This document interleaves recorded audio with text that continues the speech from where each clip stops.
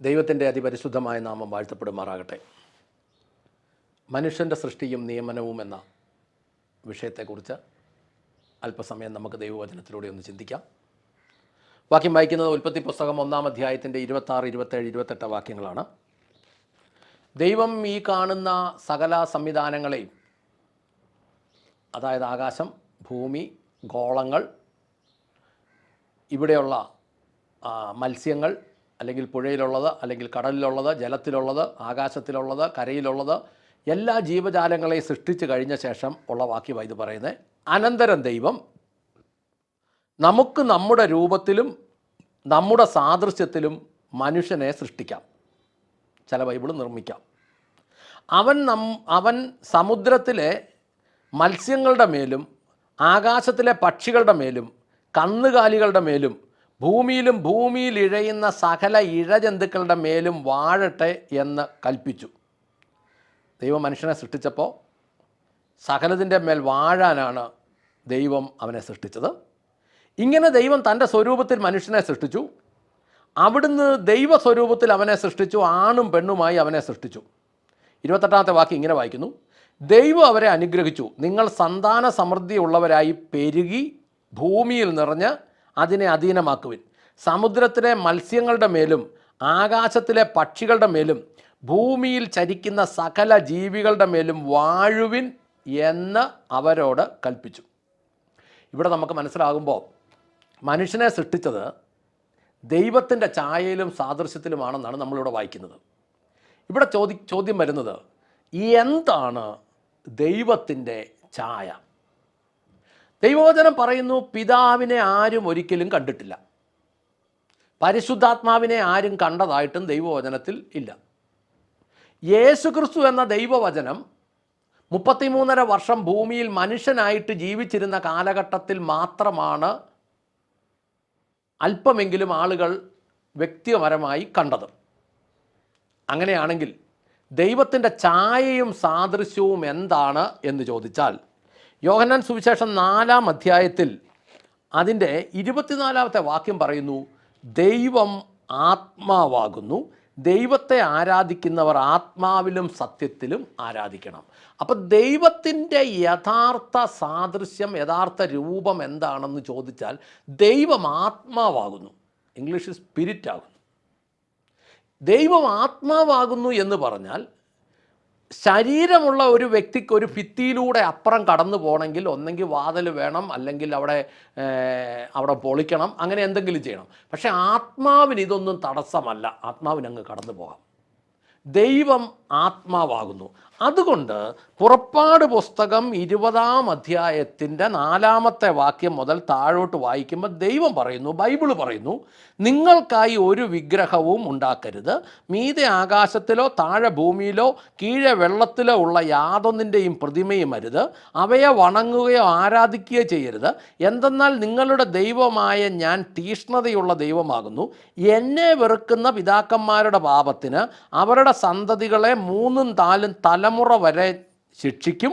എന്നെ സ്നേഹിച്ച് എൻ്റെ കൽപ്പനകളെ പ്രമാണിക്കുന്നവരോട് 1000 തലമുറ വരെ ഞാൻ കരുണ കാണിക്കും. ദൈവത്തിൻ്റെ വചനം, അത് ദൈവവചനമായ ബൈബിൾ എടുത്ത് വെച്ചിട്ട് അവിടെ എഴുതി വച്ചിരിക്കുന്നു, ഒരു വിഗ്രഹവും ഉണ്ടാക്കരുത്, മീതെ ആകാശത്തിലോ താഴെ ഭൂമിയിലോ കീഴെ വെള്ളത്തിലോ ഉള്ള യാതൊന്നിൻ്റെയും പ്രതിമയോ അരുത്. കാരണം ദൈവം പറഞ്ഞത് ദൈവത്തിൻ്റെ ഛായയിൽ മനുഷ്യനെ സൃഷ്ടിച്ചെന്നാണ്. അപ്പോൾ മനുഷ്യനെ ഈ കാണുന്നതല്ല യഥാർത്ഥ മനുഷ്യൻ. അത് മുന്നോട്ട് വരുമ്പം അതിനെക്കുറിച്ച് പറയാം. എന്നാൽ ഈ ദൈവത്തിൻ്റെ കൽപ്പന, ദൈവത്തിൻ്റെ നിയമം അനുസരിക്കുന്നവരെ 1000 തലമുറ വരെ കരുണ കാണിക്കും എന്നാണ് നമ്മൾ എഴുതി വച്ചിരിക്കുന്നത്. നമുക്കത് വായിക്കാൻ പറ്റുന്നത് 6-ാമത്തെ വാക്യത്തിൽ പറയുന്നത്, എന്നെ സ്നേഹിച്ച് എൻ്റെ കൽപ്പനകളെ പ്രമാണിക്കുന്നവരോട് 1000 തലമുറ വരെ ഞാൻ കരുണ കാണിക്കും.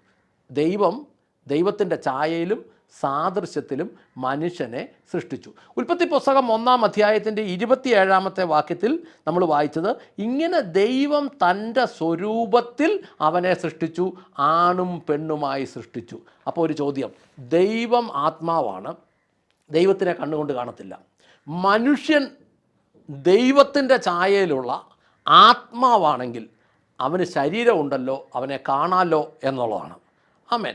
അതിന് മറുപടി ബൈബിളിൽ തന്നെ പറയുന്നുണ്ട്.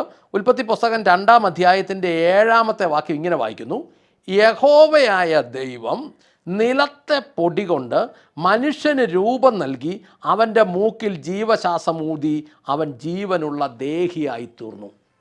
അതായത് ആത്മാവായ മനുഷ്യൻ അവനെ നിലത്തെ പൊടി കൊണ്ട്, 7-ാമത്തെ വാക്യം, പൊടി കൊണ്ട് മനുഷ്യന് രൂപം നൽകി അവൻ്റെ മൂക്കിൽ ജീവശ്വാസമൂടി അവൻ ജീവനുള്ള ദേഹിയായി തീർന്നു. ദൈവത്തിൻ്റെ സാദൃശ്യത്തിൽ ദൈവം സൃഷ്ടിച്ച മനുഷ്യനെ നിലത്തെ പൊടി കൊണ്ടൊരു രൂപമുണ്ടാക്കി അതിലേക്ക് ജീവശ്വാസമൂതി അവനെ ജീവനുള്ള ദേഹിയാക്കി തീർത്തു എന്നാണ് നമ്മൾ വായിക്കുന്നത്. തെസലോനിക്ക ലേഖനം 1 തെസലോനിക്ക ലേഖനം 5-ാം അധ്യായത്തിൻ്റെ 23-ാമത്തെ വാക്യം കൂടെ നമുക്ക് ഇതുമായിട്ടൊന്ന് ചേർന്ന് വായിക്കാം. 1 തെസലോനിക്കർ 5:23. അതിങ്ങനെയാണ് വായിക്കുന്നത്: സമാധാനത്തിൻ്റെ ദൈവം നിങ്ങളെ സമ്പൂർണമായി ശുദ്ധീകരിക്കട്ടെ.